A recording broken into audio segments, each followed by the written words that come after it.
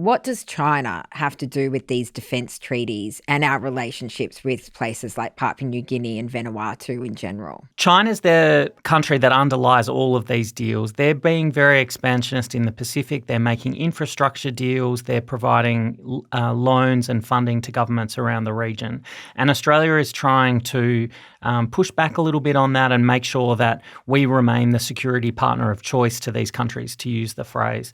I think China's a real player in these delays, and some ministers in both governments have hinted that the ability to make deals with China should stay on the table.